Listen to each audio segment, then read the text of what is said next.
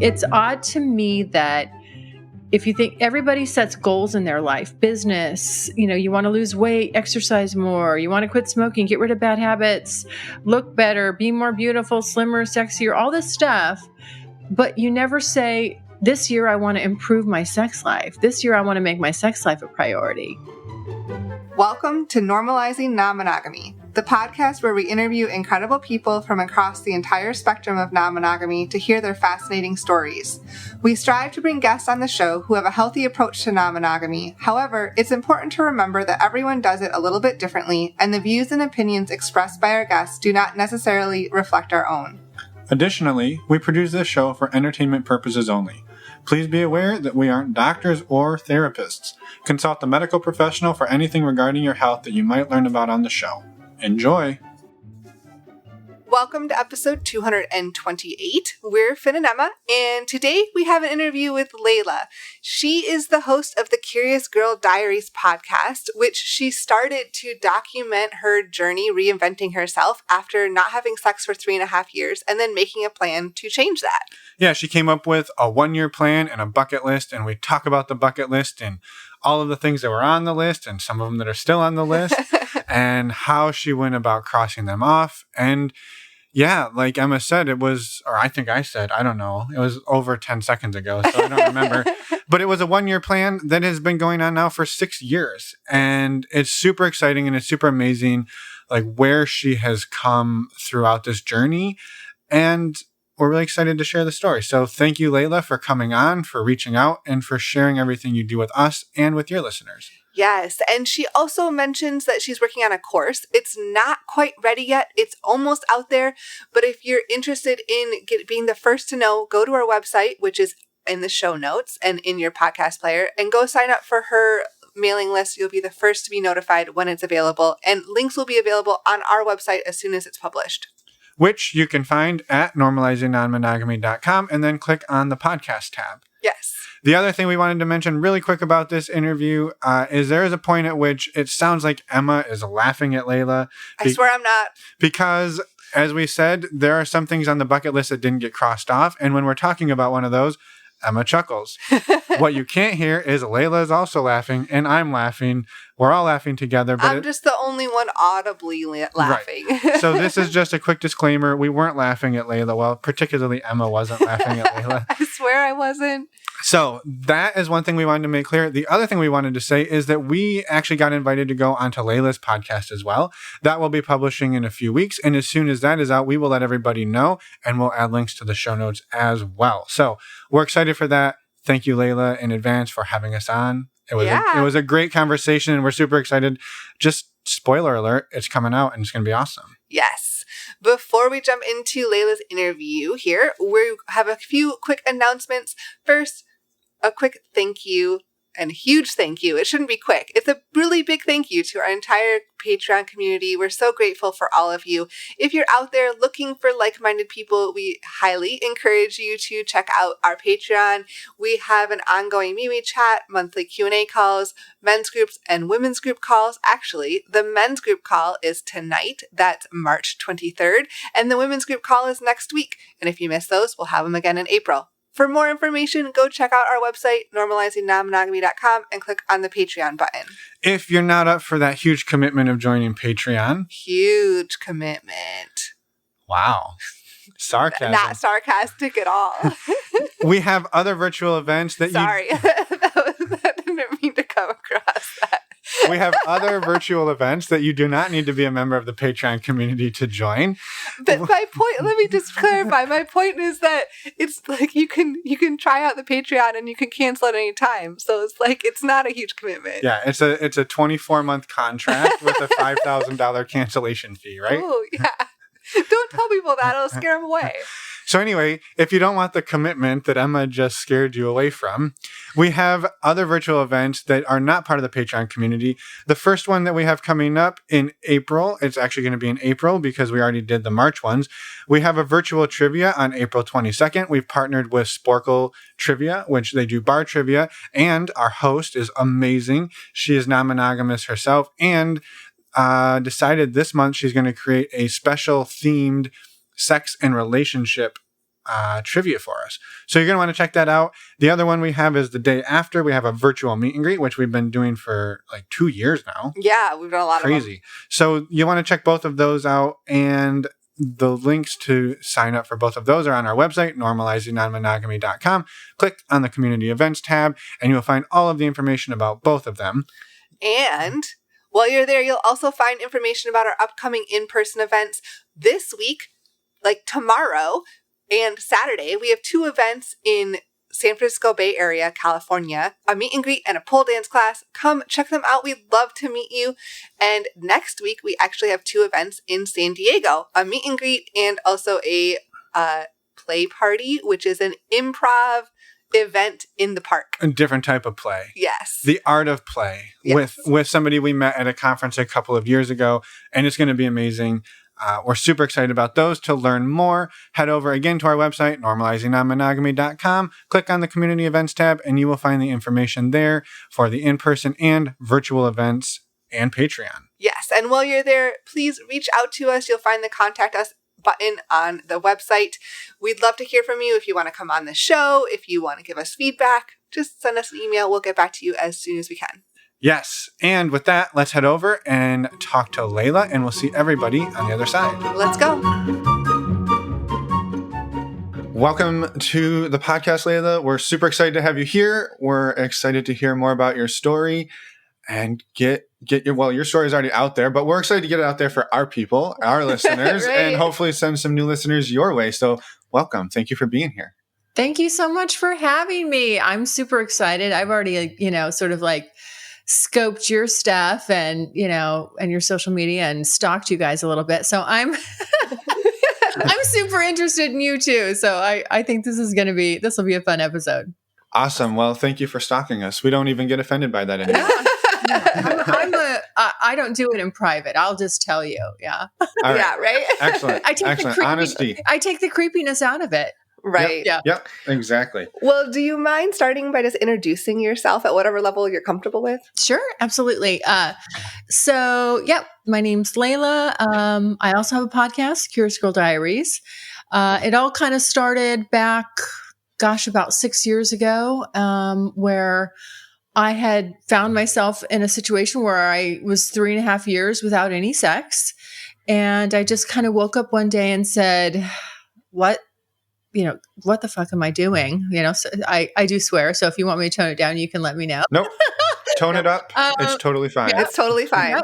And I really literally I had that moment in the mirror, in the bathroom. I was just like, what are you doing to yourself? This is ridiculous. You are wasting the pretty girl. So you need to stop this right now. We need to turn this around and get out of this because this is unhealthy.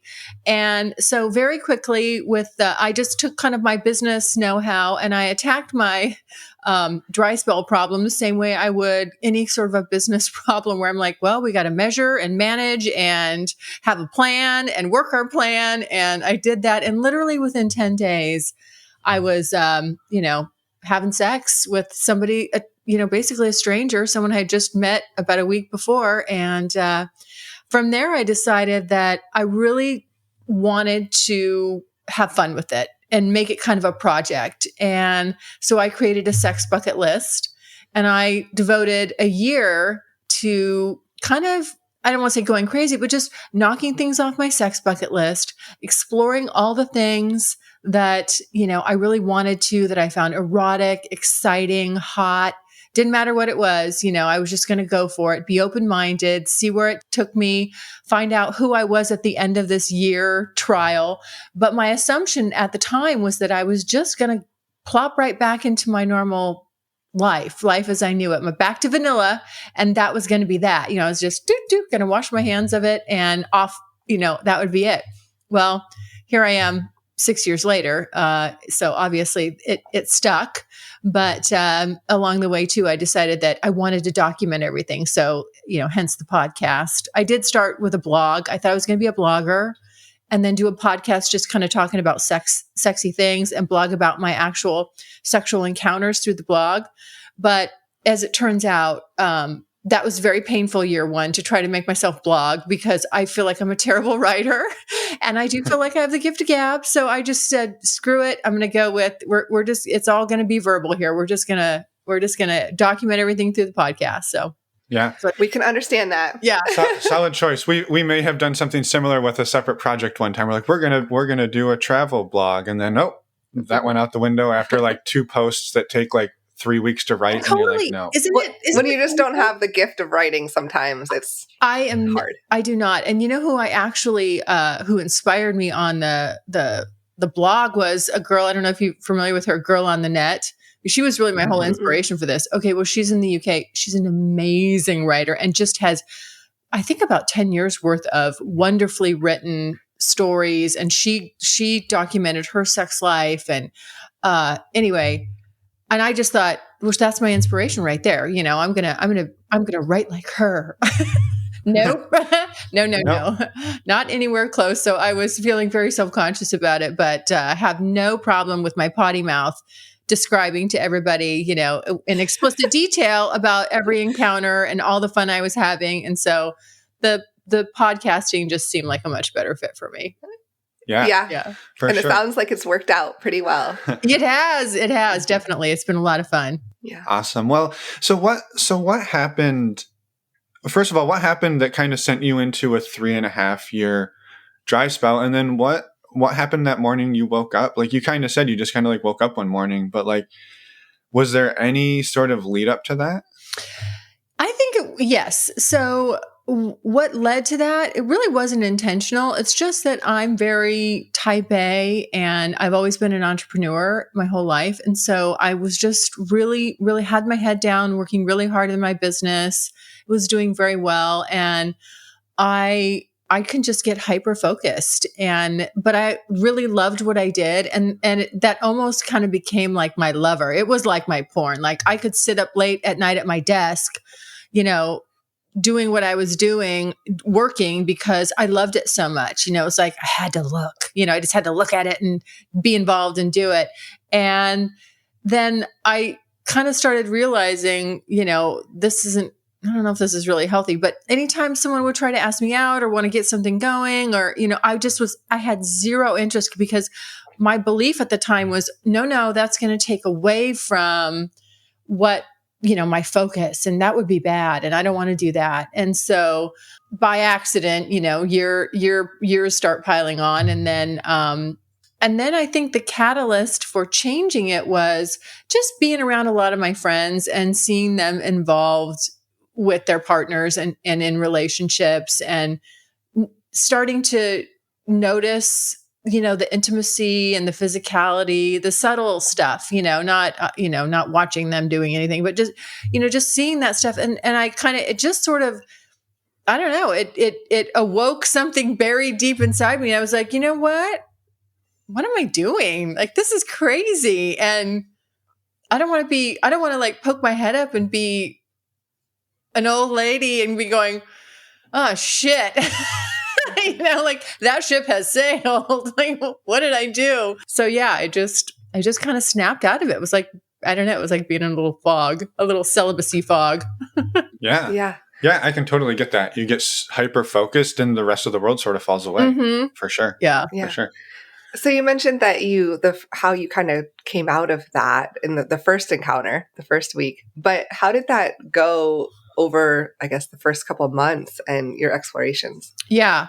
So that guy that I first, you know, met, he was a lot of fun. And during that time, that first year, you know, my goal was I wanted to find a lot of, you know, what I was kind of calling generically, for lack of a better term, just friends with benefits, you know, but emphasis on the friends. Like I wanted to do stuff. I wanted to have a good time, but I also wanted to make it clear that I was going to be seeing other people because I didn't believe that with this big long list and everything I wanted to accomplish, that one person was going to be able to knock that out. And I really wanted that year to be for me. And so, you know, so I got to experience all these different guys and guys with specialties, guys that were, you know, into BDSM and guys that were, had this little kink or fetish, and really kind of like, that's how I was targeting like who I was looking for. And the first guy just happened to be a lot of fun, totally was understanding about my situation as far as, hey, I don't want any, monogamy. You got to know if we're going to see each other ongoing, that I'll be seeing other people and you can do the same. It's, we'll figure out where we're comfortable, and we'll have to be really open, with each other and honest. And so I find when you lead with that, that's what you get, a lot of times. I mean, every once in a while you attract a ding dong, but that's going to happen by sheer numbers. But so, we saw each other for a while, and then it got to the point where, it was a problem. The non-monogamy did become a problem. And so, we had to stop, but we had a lot of, we went a lot of places, traveled a lot of places. And then at the same time, I was meeting other guys, doing other things. And it just kind of snowballed from there. Mm-hmm. How did the non-monogamy become a problem in that dynamic? It was jealousy.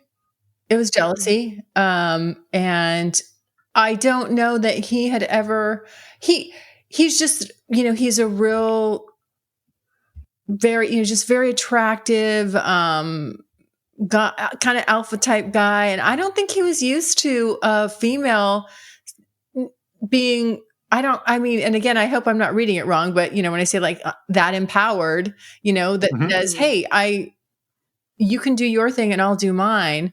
And, I'm not going to, it's not going to bother me, and he was saying that too in the beginning. And maybe he thought, as we went along, I felt like he believed he was going to change my mind about that. And I'm just a person that, I mean what I say. And so, I might have to repeat myself a little bit, but I am pretty much going to stick with what I said.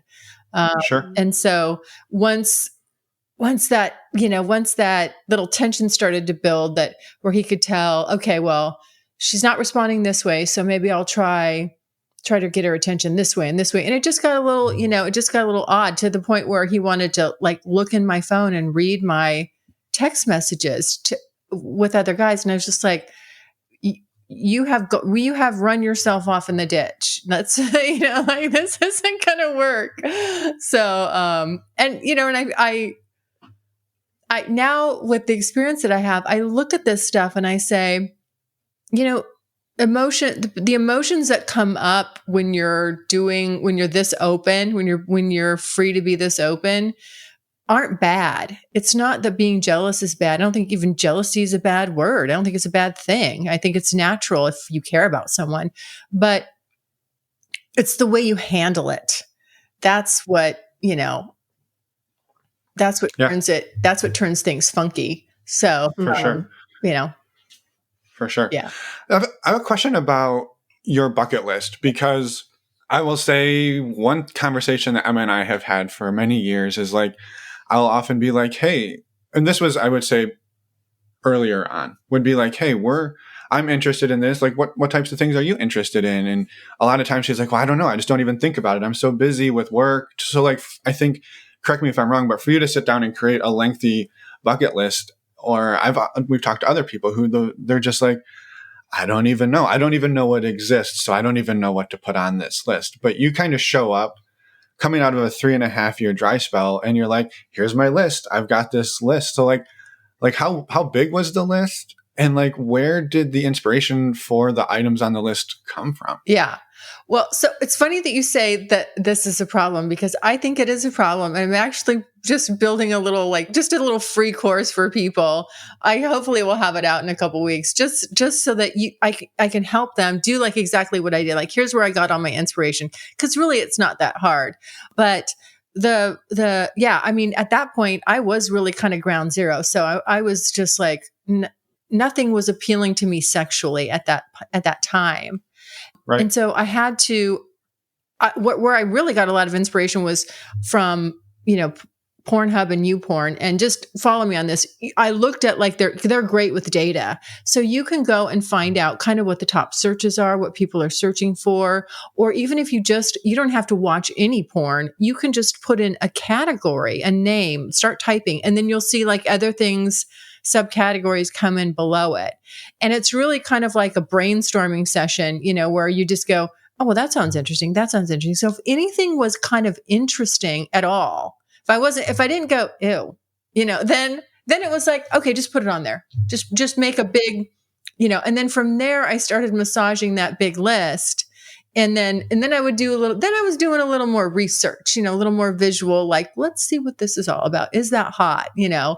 And the more it was interesting because I found that the more I kind of went down that road and sort of, I don't even know if you want to say like reset your brain, but just got my brain focused on that. Then all of a sudden it wasn't hard, like it was in the beginning. I was getting more creative and I was being more inspired and I was then noticing things, all around. Like, I feel like if you keep your mind focused on on the sexual stuff, you don't fall off into the great abyss like I did, if you just by, little things. And so I've kept my sex bucket list and I've modified it. And as I've scratched things off and added new things, because what I found is once you start, all these other doors open, right? Because I'm sure you guys know you'll have an experience where you're like, you didn't really know, you thought this sounded good, but it may have been a different aspect of that experience that really turned you on that you never really thought about before. And now you're like, whoa, I want to do more of that. Let's, and then there's little subcategories and offshoots and things like that. So once it gets going, there's so much. Yeah. Right. Yeah. I think what Finn described, I think was most pervasive very early on in our relationship. And I think a lot of it had to do with society because we're not encouraged to, especially as females, encouraged to explore, to think about sex. And that's not something that, I was necessarily encouraged to do at any point. And so it just, while I was definitely interested in it, it's hard to feel like that's something that you should do. You should spend your time doing. Yeah, I know. Which I think is the bigger problem. That's the yeah, completely. I couple things on that. I mean, I talk about that all the time, like ad nauseum. It's really I just want to normalize this stuff. And when I came across you guys, that's what I really liked is that, our interests are aligned. I feel like you guys are trying to trailblaze in this category too, where it's just like, hey, it's just sex, like, come on, people. Why is this still such a big deal? Why are we still so repressed and quiet about it?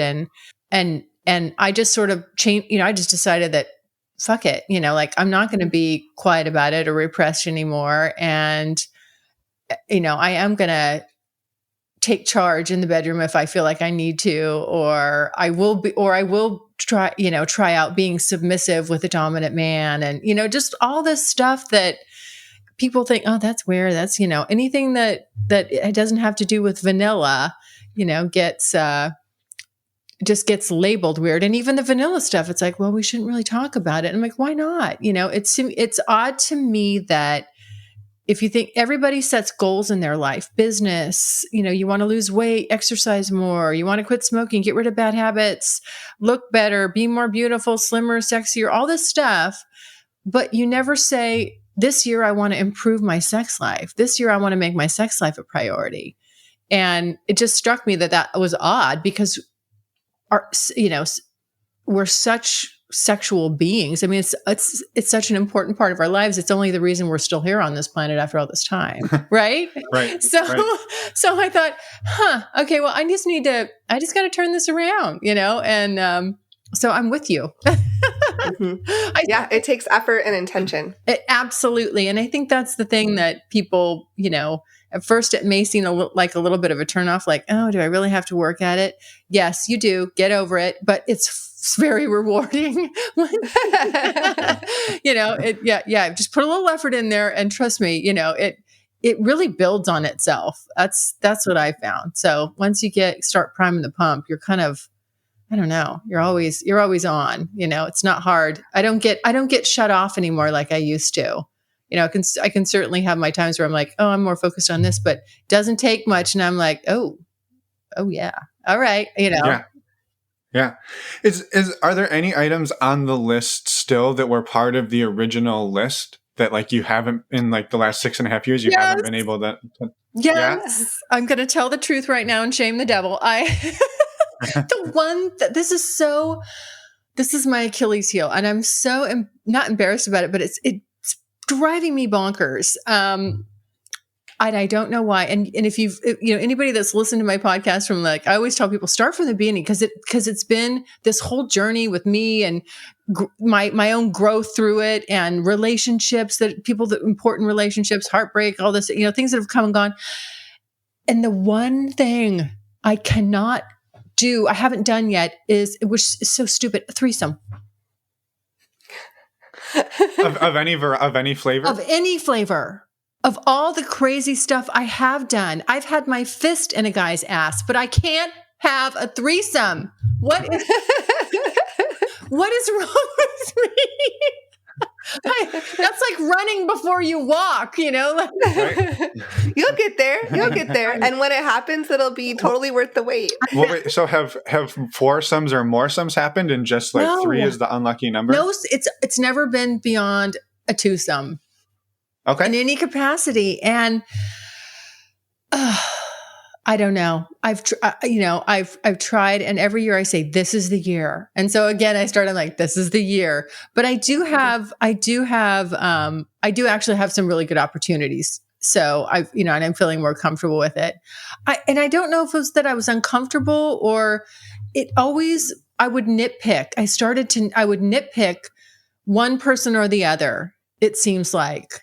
And I always, maybe because I'm having a thought here. Maybe because I was always having such great sex with my partners that I just, I was like, it was easy to say, okay, this isn't my total ideal. So no, and it's so great over here, just one-on-one, with all these different, with this person or that person. So why, it's not like I have to make any concessions.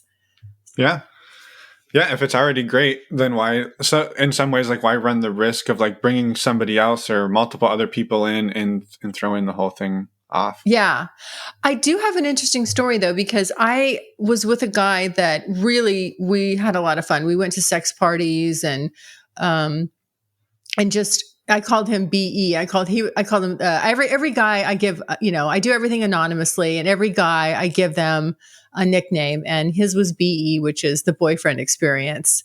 And because he was totally like that, but he was bisexual, and he also, was exploring, was exploring on the side and stuff. And we had said, oh my gosh, it would be so great since you're bisexual, let's find a guy, because I've always wanted a male. I mean, I want 2 men on me. Let's just be honest here. Like I want all that attention on me. And so,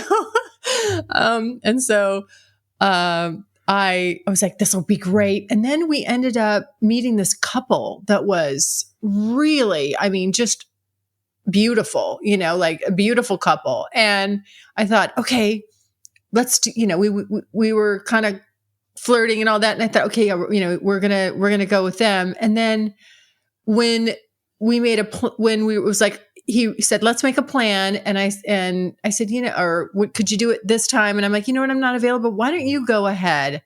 I sort of like sneakily kind of was like, no, don't worry. Just you go ahead and do it. Like you can go be with them and tell me all about it and get me excited and tell me all the details. And then we'll schedule another time.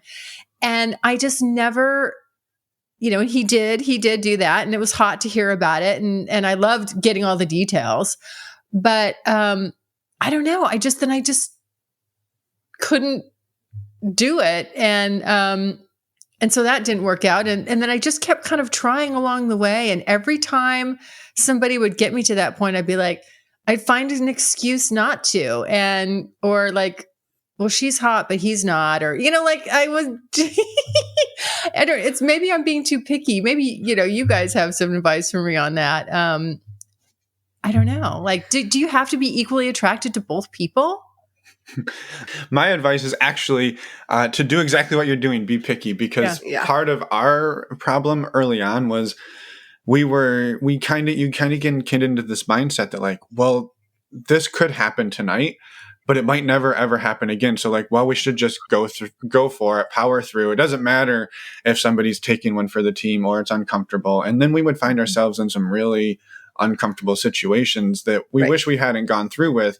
And so I think as we've gotten more experience, like being pickier has really been critical for us to like continue enjoying it, because there were a lot of times where like, if we like look back through, like coming out of these experiences, be like, why are we still doing this? Because like they were not good experiences. And so I think being picky and holding out for that experience, I don't think that's a bad way to go. Yeah. That's my 2 cents on it. Yeah. Yeah.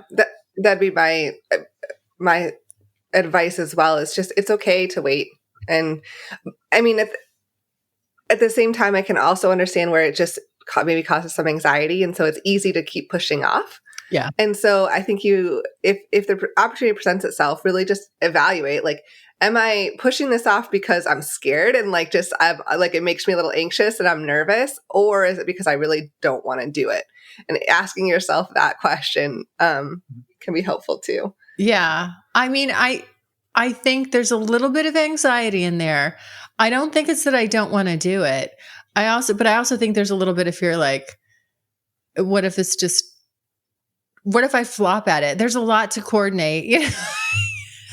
I know men. I really know men. I feel like I'm a good lover, no, but I'm like, how's that going to translate to a woman? And I'm like, oh my God, what if I'm bad?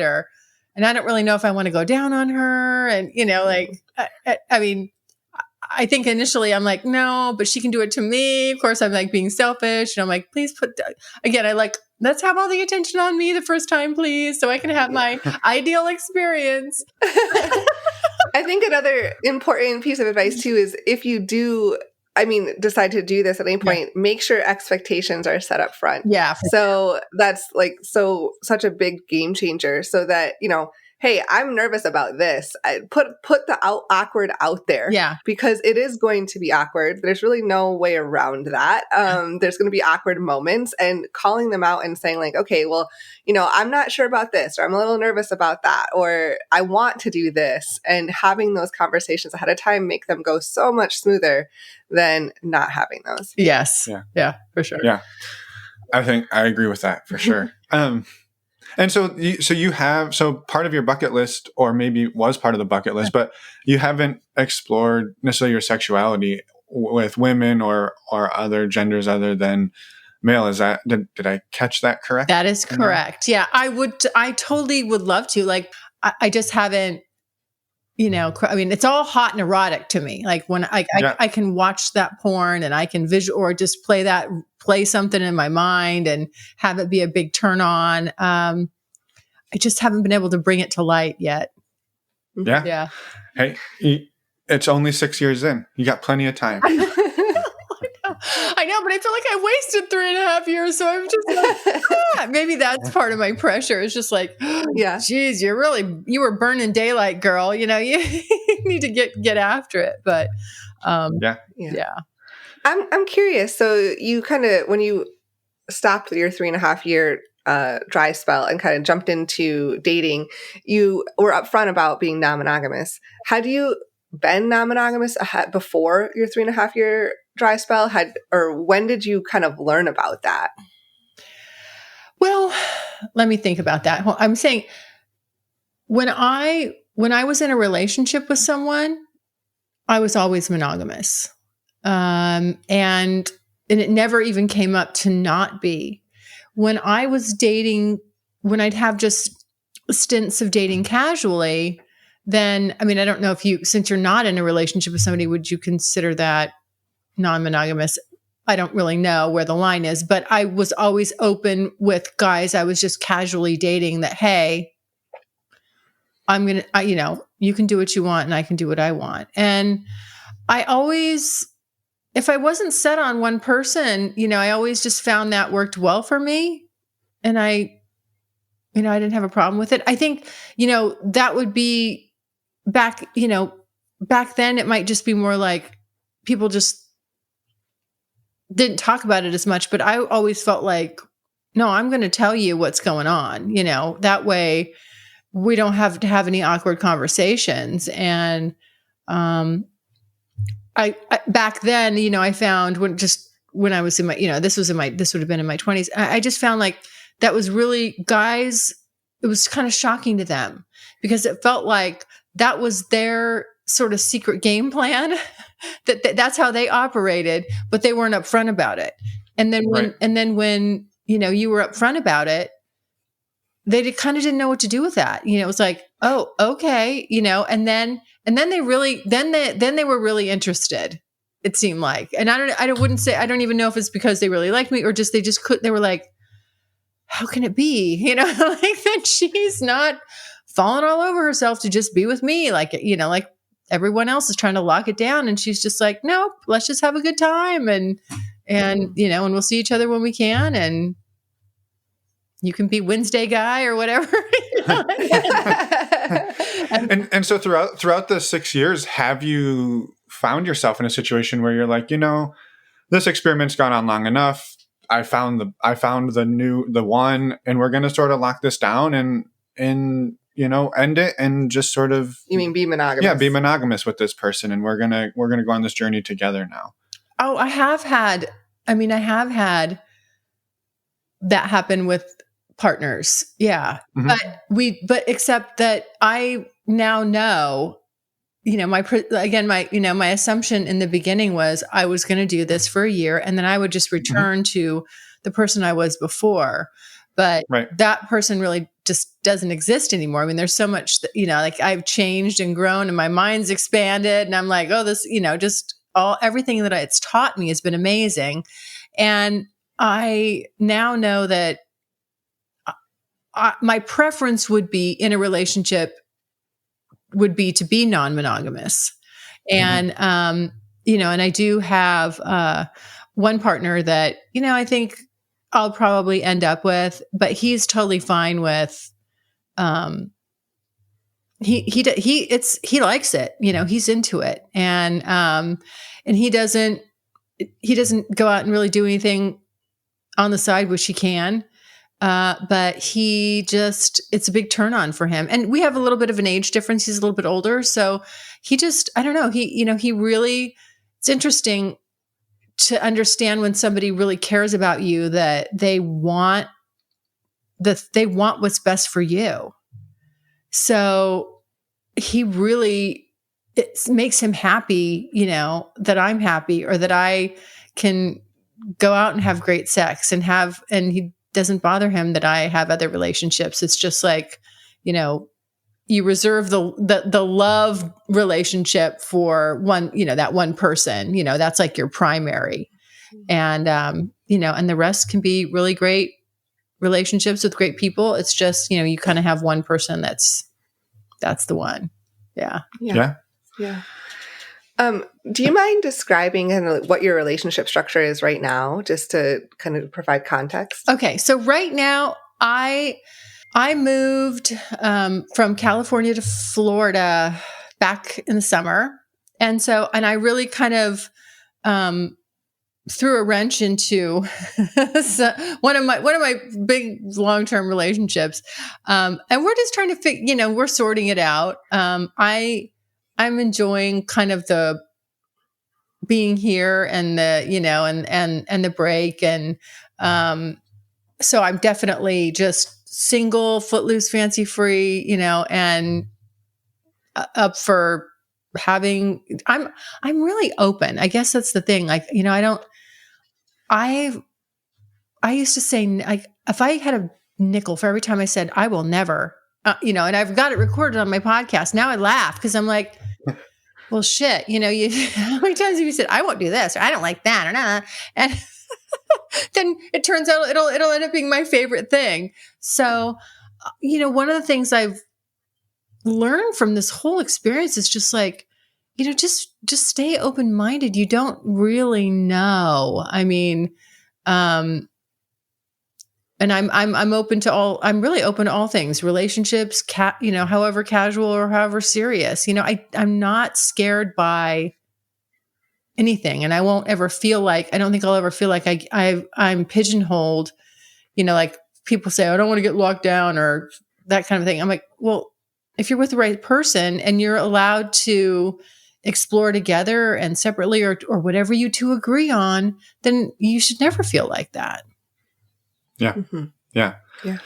And you, sort of along those lines, like you said, coming out of, it was going to be a year, you hit the year mark and you're like, yeah, we're not done. Like, we need to keep going. What were some of maybe the big revelations that came out of that year? You said like you weren't that person anymore. Like, what were the big changes you saw in yourself that really drove you to keep going?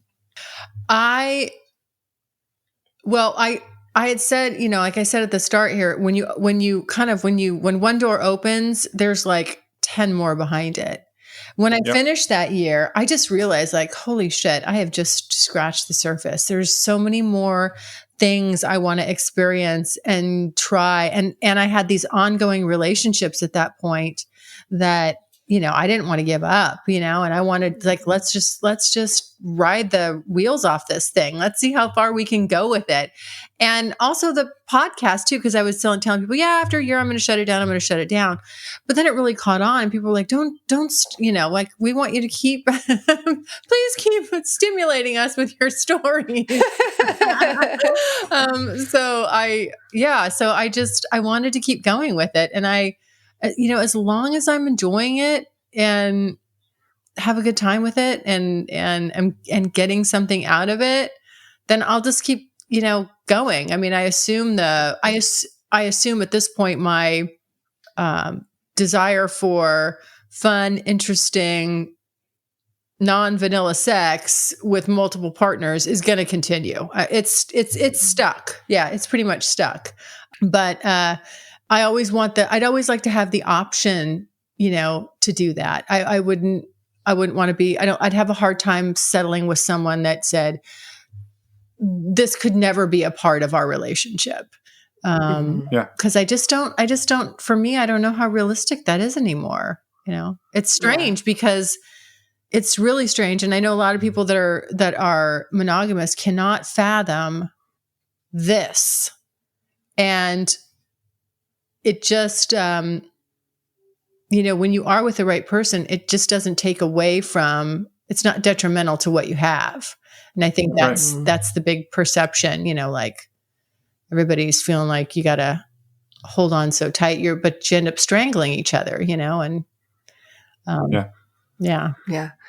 Have you come up against any challenges like in this time? You said like the first guy ended up getting. You stole my question. All right, you go. No, go for it. Right. Yep, it happens. So yeah, like the challenges along the way for you, like that first guy you said got a little jealous. Like, have you seen that? Well, and obviously not having a threesome. Yeah, well, if that's your biggest problem in life, good for you. Yeah. Let's see. What have I run against? I mean, as you're out there just dealing with people in general, you're going to run across all kinds of stuff.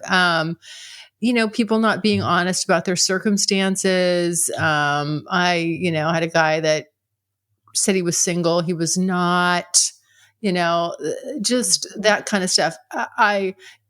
When I started, I was ignorance on fire. And I tend to be very trusting. I just automatically trust you until, you give me a reason not to. I kind of that's how I operate. I don't want to be, I feel like the other way is just too pessimistic, and so I'm like, well, some people are going to take advantage of that, but so what? You'll very quickly figure it out and, boom, they're gone.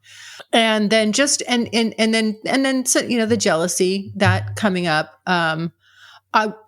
when that happened, I was really disappointed and, it hurt my feelings because the way he was acting, was, he was kind of acting out and then being kind of mean to me, and just kind of being a dick to me, because he couldn't get the result out of me that he wanted. So he would try this way. That didn't work. He tried this way. So it was like, let me see if I can manipulate this situation. Let me see if I can try to talk down to her and make her feel bad. Let me see if I can get in her phone, just weird little things. And I felt kind of like, wait a minute, a little betrayed, like, hey, I have been 100% honest from go about what I want. And, I really thought that you said you were on the same page. I thought you were on the same page. I've never held anything back. And, and to turn around and kind of throw it in my face like I'm a bad person because I don't want to settle down. He's like, well, don't you want to be, are you going to be alone for the rest of your life? And just like guilty. So no, that's actually the plan. I'm not going to be alone at all. Oh my God. Like literally I just didn't know how to take it in the beginning. But again, it's one of those things that I've really, learned so much about people's behaviors and their hangups and, especially as it relates to relationships and sex. And so now the minute I catch wind of it, it's very easy for me to say, look, I can tell this just isn't going to work and I wish you the best. And, we can be friends, but we can't continue on a physical relationship because it's not in line with what I need right now. Right. Yeah. Right. I mean, being honest and upfront about your boundaries there, like that's super important. Yeah. And then I've also had some weird stalkers, really weird stalkers. And people will, and I feel bad, when you meet someone and you're seeing them and it's new but all of a sudden it's like, they feel that they're very much romantically, stuck on you and you're the one, and it gets kind of smothering and, and it's a fine line. And again, it's like, I look at that stuff and I go, that's just how they feel. And I don't try not to make them feel bad. I mean, and I am appreciative always when someone's honest with me.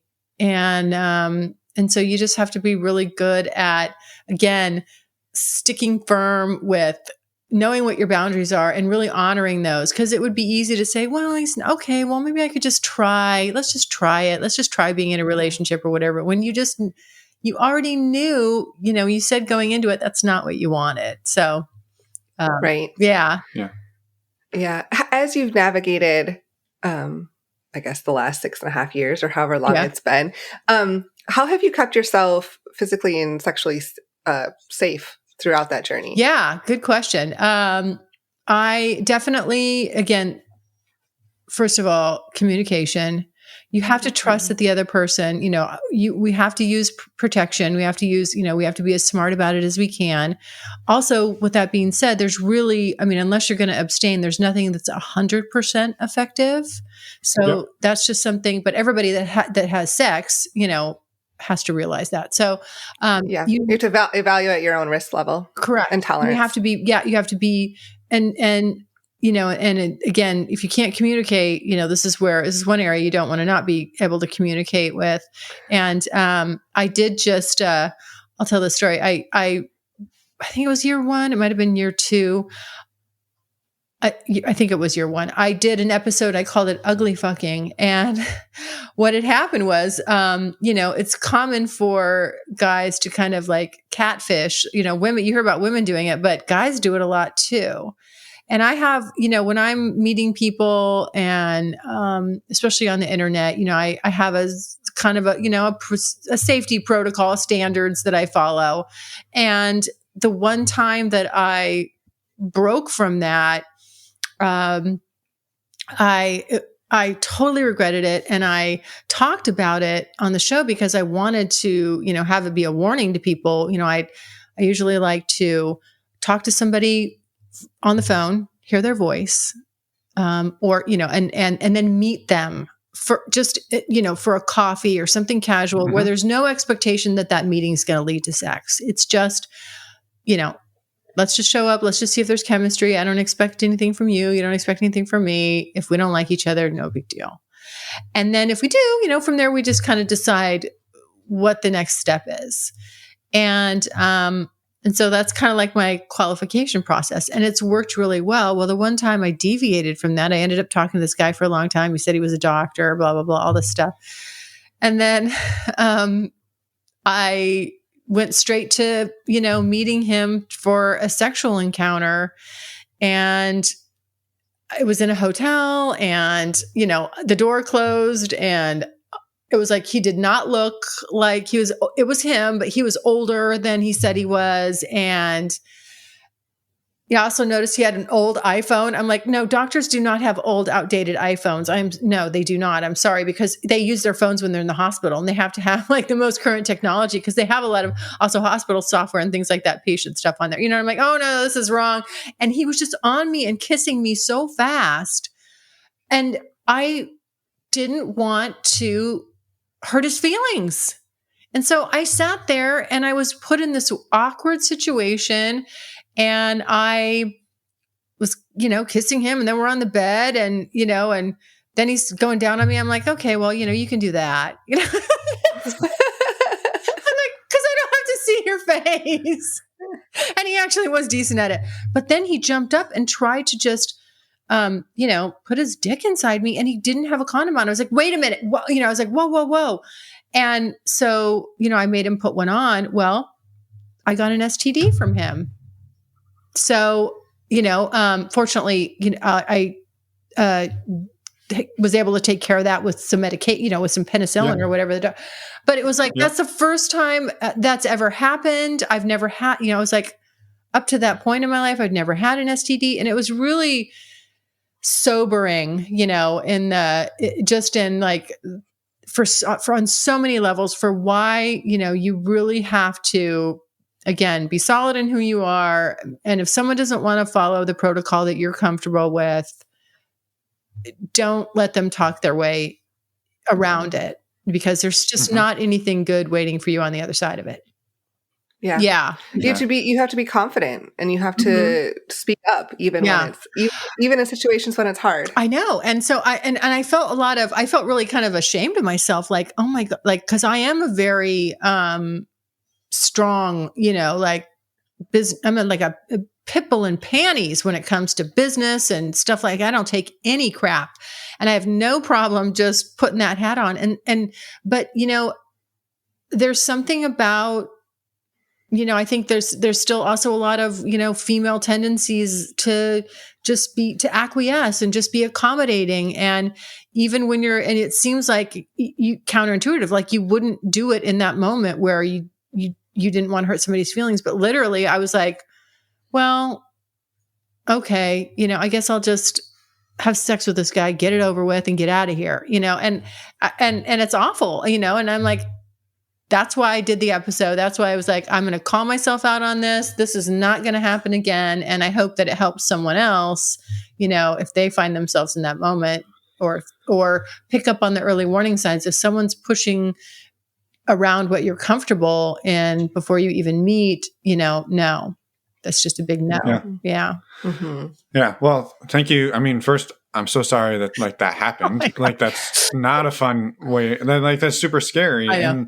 And thank you for sharing the vulnerability on that. We appreciate that. Yeah. And I think it is, like you said, it's a sobering story that it's been a hell of a lot of fun, but you also have to take care of yourself. Yeah. Right. Yes, absolutely. Yeah. So I've definitely had, it's not been all flowers and sunshine. I've had that was just not one of my shining moments, but yeah. So yeah. Yes. Thank you so much for sharing that and the vulnerability there. You have your podcast, and so you're pretty out there with your stories. Yes. But how has it gone with navigating, I guess, your journey with your friends and family as well? Well, so I stay anonymous, and I know you guys do too. And that's one of the things that I kind of, after this long, I did it initially because I just thought this is just going to be a year, and there's no reason to announce it. You're in, you're out, it's like a drive-by.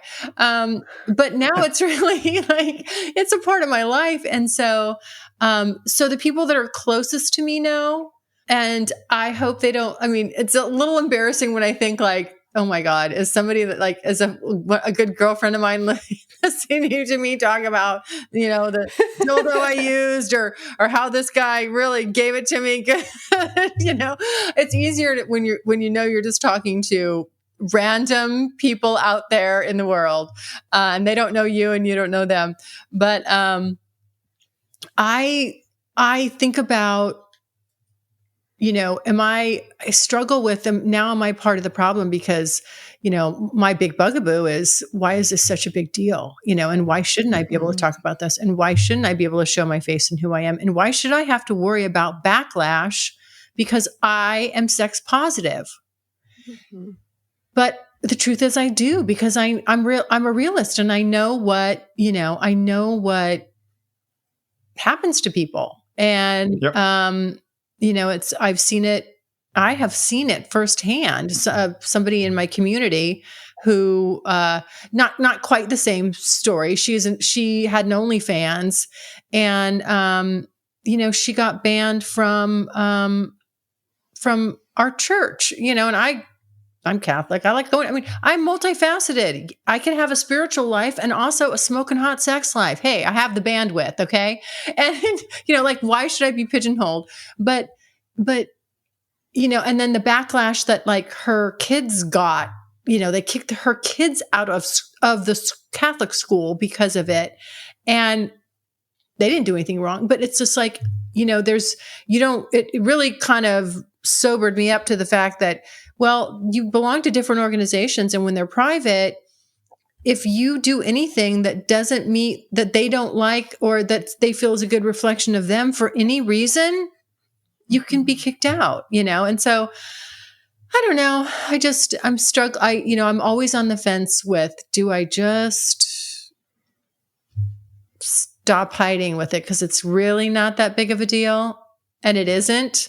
But I guess there's a part of me that really worries about that small percentage that would make it a big deal.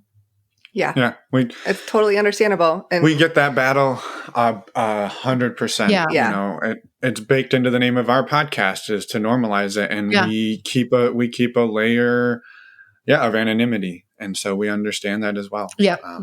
And I think like expressing the like amount of gratitude we have for people who are completely out and open, and they share like, it takes, for some people, I think maybe it takes less courage because for them, it's not that big of a deal. But for some of us, it's a harder barrier to cross. Yeah. And I totally respect that. Yeah. And understand that. Yeah. So everyone's situation is a little different. Right. Exactly. Yep.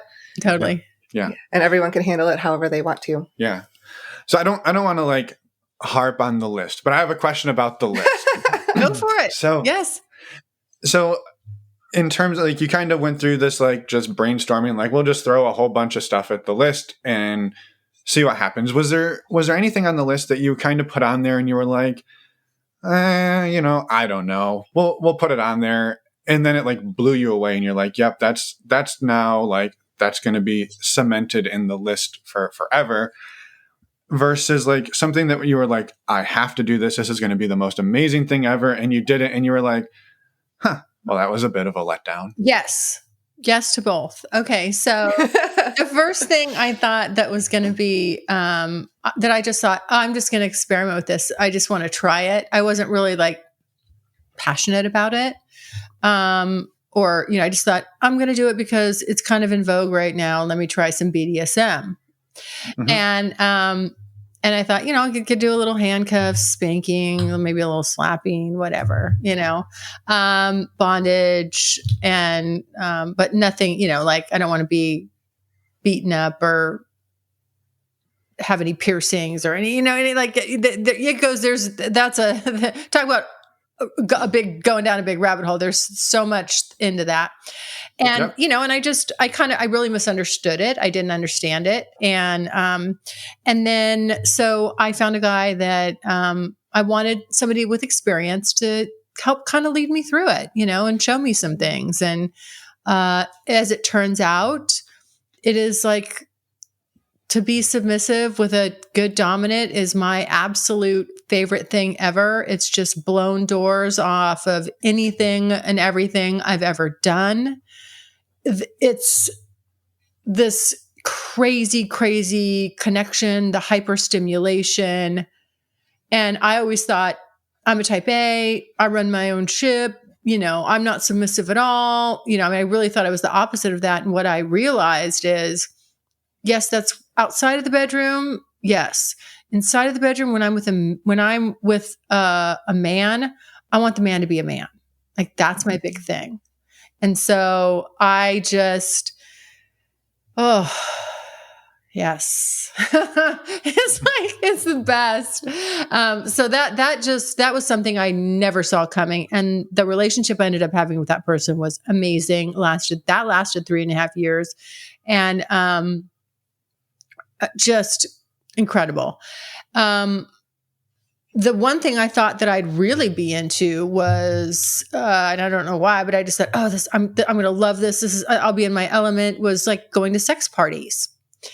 And, cause I thought, I do have this sort of like, I don't get shy. Like, I don't mind eyes on me. I've said before, like, put all the attention on me, like I do like that, it makes me feel good.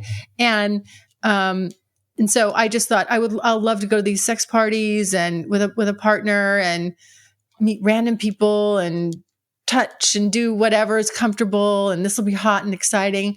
And what I realized was, it's not like an eyes wide shut type of thing. I mean, that's what I really thought. I really thought it was going to be like that. And then you roll up and it's really just normal people, and it's not a Hollywood set, it's not big and beautiful. And I mean, you can search out events like that, but you really have to search them out. Just the average stuff, which there's nothing wrong with, the first one I went to, they had like a buffet, like it was they had like cocktail wieners and chili going. And I was like, isn't that going to make you bloat? Like, why would you? Right? Yeah. Am I at a sex party or a Super Bowl what party? I'm talking about. Like, we do not want to. Like, I don't want to like a burrito belly. Like, this is no chili. Like, right? But no. Like, this is so counterintuitive. Anyway, so I went there. I went to one with BE, and then we went into this. There was a lot of stuff going on. Couples approaching us. And then we went into this one room, and people were just having sex everywhere. They weren't having sex with each other, just having sex with their partners. And that's what I originally thought would be hot, just to be in a room like where we're having sex and you could look over your shoulder and there's someone else and, but you're keeping to yourself. But when I got there, I kind of realized like I didn't really want to do that per se. So he got a really good blowjob that night. But what I realized came out of that, what I realized was, as I was doing that to him, people were stopping and watching. I liked the voyeuristic thing. I liked to be watched in that capacity. I didn't need anybody touching or joining. And I never, because people always say, "Oh, are you into voyeurism?" I'm like, nah, not so much. Like, I really didn't know that was my thing. And it's kind of one of the things I was saying earlier, where you go into an experience and you're thinking you're there for X, and it turns out you stumble on Y, and then that really gets you going and opens. Mm-hmm. Now you're like, ooh, here we go. We just opened another door. I really got to start exploring this. So yeah. So the voyeurism stuff, that kind of took off. That I like to be watched with a partner. Yeah. Yeah. Mm-hmm. Yeah. I think that's, to your point about the sex parties just sort of being like any other party, but now there's sex. Like, I know you guys are like shitting all over the chili, but I see myself like at the end of the night, like I was like, where the hell is Finn? And I'm over there eating a bowl of chili. I could see that happening to me. Yeah. I'm not ashamed to say I would eat the chili at the sex party. Maybe towards the end of the night, if I'm in recovery. I don't know. There's a quote in there, something like, don't eat sex party chili, or why you should, it's like, like, or maybe how we start stereotyping certain guys. Okay, no, he's a sex party chili eater. We avoid those types. Maybe that's what's going on. I've got a reputation. There's just smarter foods to have at a sex party than other foods. I understand. I'm saying like as a recovery food, there's a lot of good protein and energy in there. It's heavy. I mean, you just exerted yourself, assumedly, right? Like, why? I mean, why not? Yeah. Can we eat clean? Sure. That seems more into like the chili seems counterintuitive. It's like, let's have some great tasting, healthy options, you know? Like, I don't know. Maybe that's the California girl in me, but yeah. Now I'll never eat chili at a sex party. That's right. This podcast ruined it for me. I'm sorry. I know. I'm going to have to, I don't mean to, I don't like to shame anybody, but I might, I might have to raise an eyebrow to that. Yeah. Well, I'll recover. Eventually. Go ahead. Well, did you have a follow-up question? Well, no, I was just going to say too, like to your point though, about being sort of type A in your business life and then really leaning into the submissive side in the bedroom. I think that's something we come across somewhat often. And it's a fairly common, like, you hear like the businessman who's like, just like a hard ass and, CEO of this huge company. And then, and at night he likes to go and get like tied up and whipped by a dom. And like, it's sort of like, the shift of like, hey, I have to be this person in this world. Yeah. But I don't want to be that person all the time. And so like sex is a place they can go and like let go of all of that power and control and just like give that up. So I think that's not super uncommon. Yeah. Oh no, I know. But I didn't, again, you think about those ideas and concepts as they apply to other people. And right. Sure. Right. I wasn't judging it. I just like, well, that's just other people. I absolutely did not see myself with those characteristics, but my dominant did. Like he saw it right away. And I was like, I don't get it. But, he did, he got it. And so, luckily enough, like I was able to find somebody excellent, in a sea of, there's a lot of fake dominance. They don't understand what it's about. They don't understand that it's about rules and boundaries. They don't understand that the submissive's in control. And, there's a lot of wingnuts that can gravitate towards this area because, they feel like it's just getting a woman to serve, and that it's just, it couldn't be far. I mean, like the memes and stuff you see on whatever, that are out there, that's really just a very poor representation of what it's about. So you kind of just be open-minded. That's what I tell people. Just be open-minded. Yeah. I imagine that through your journey, you've had quite a few, I guess, maybe fun experiences that maybe didn't go quite as planned. So I wanted to see if you could share one or two bloopers that you've had just to show that maybe sex or even just relationships doesn't have to be all sex. Doesn't necessarily go as we always want it to. Yeah. I gotcha. Okay. Well, along with my experimentation sexually, of course, I'm now experimenting with different types of sex toys and all this kind of fun stuff. And at the time, my dominant wanted, was like helping me pick stuff out. And he said, you should get a butt plug. And, and I was like, all right. I didn't really see the point, but again, I was open-minded. I'm like, he knows he's been right about some things. So I'm going to do this. And of course, this is back in the beginning. Now I've got a whole set, like how big do I want to go today? Like what am I in the mood for? But so in the very beginning, I just got like an extra small because I'd never used one. And so the stem was really small. The little jewel was probably like the size of a dime. It was just super tiny. And we, I was going to meet him. And so I was flying out to see him. And I took that with me. And, we always had just long, great sex. Like, we never had short, we would have quickies every once in a while, but usually when we had sex, it's like we were in it to win it. We went the long, we took the long route. We took our time. And but, very vigorous, being all these different positions. So, I put my butt plug in and, then we're done. I get up to go to the bathroom and, I'm sitting on the toilet. I'm like, where's my butt plug?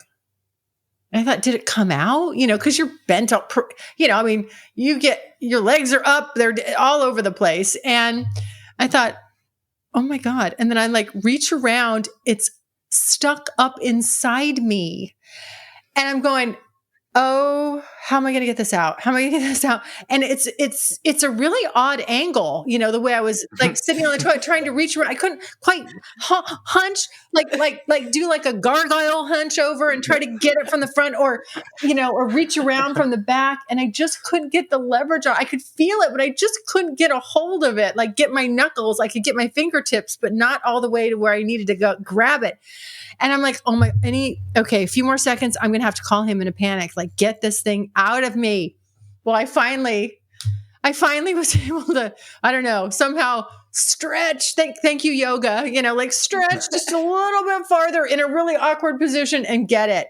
And I did, I got it out. And because every position, it's like, if I wasn't in the right position, it would kind of suck up more, so anyhow, I got it out.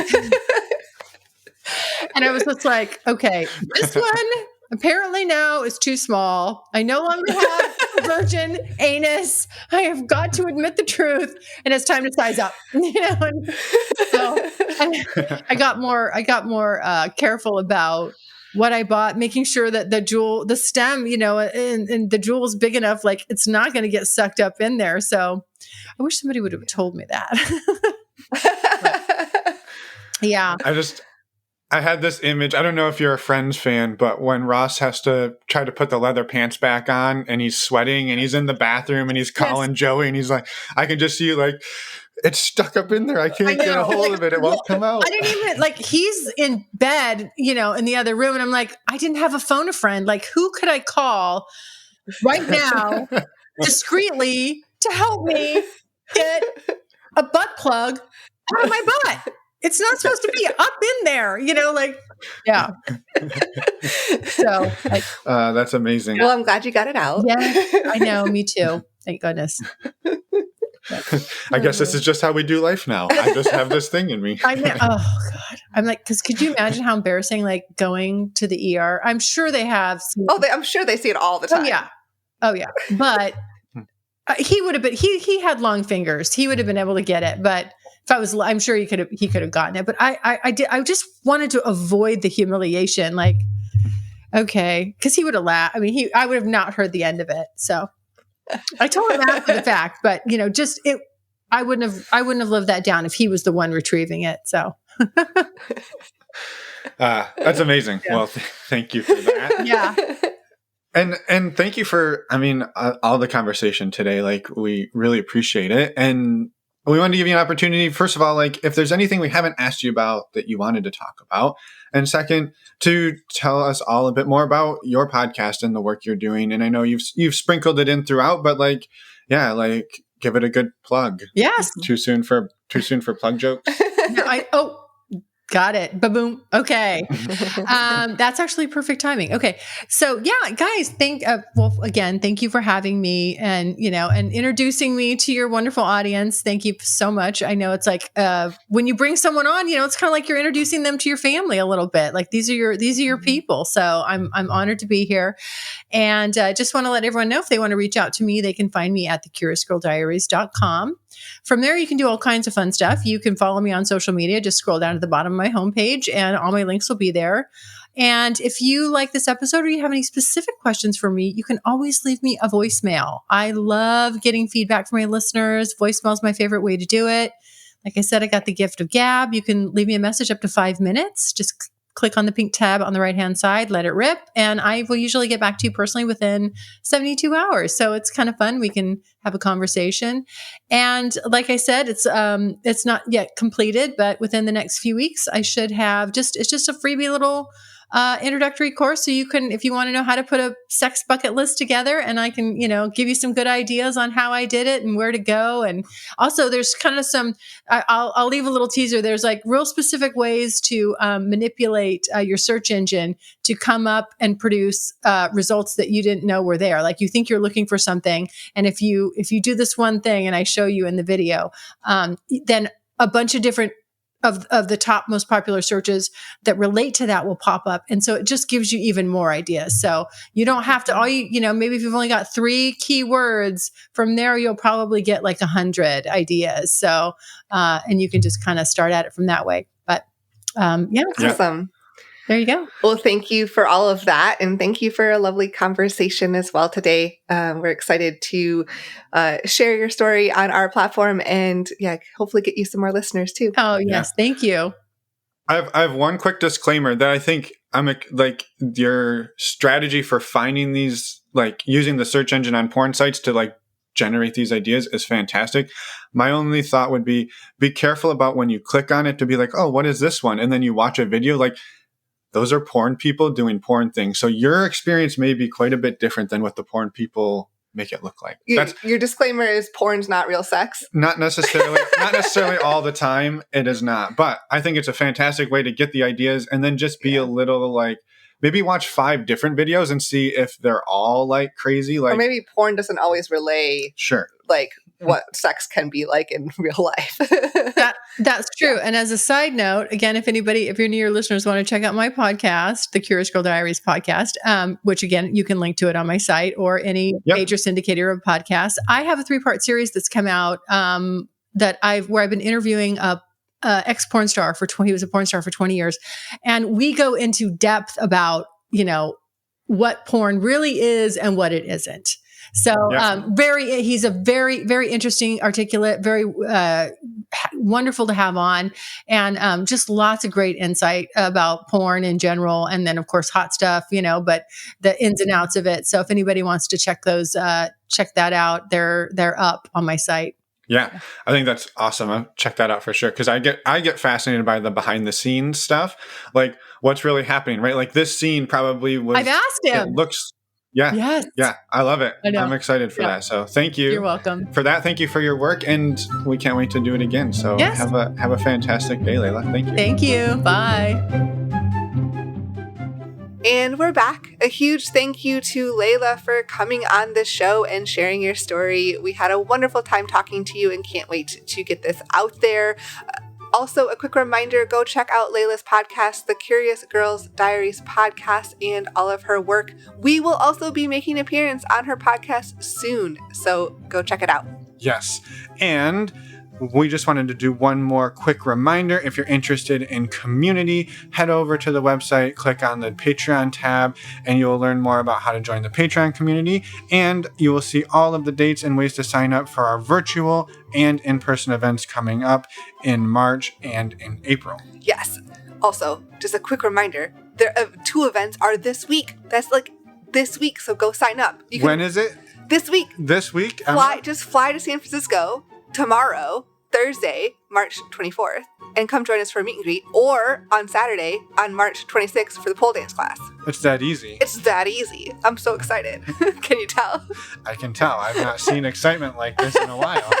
Wow, that was sarcasm.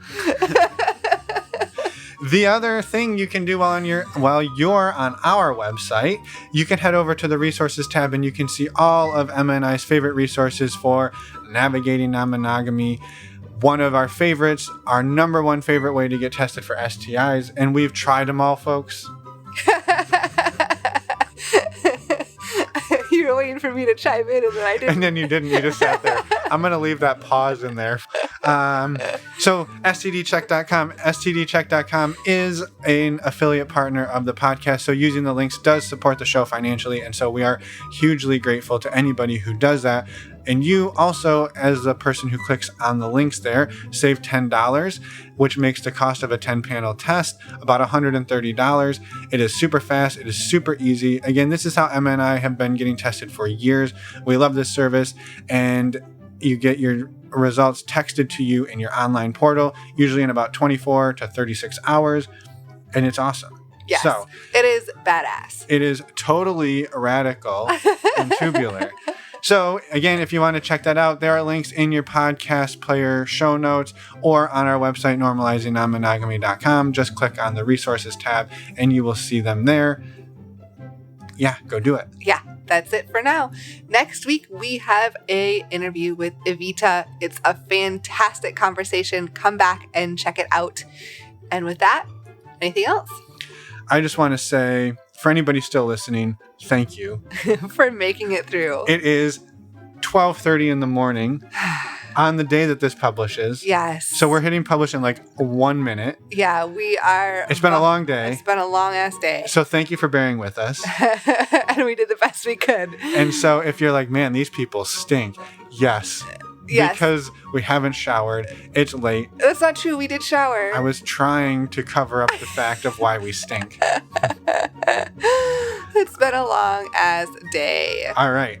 Thank you for your support. And we'll see everybody next week for the interview with Avita. Yes. Bye, everyone. Thanks for listening.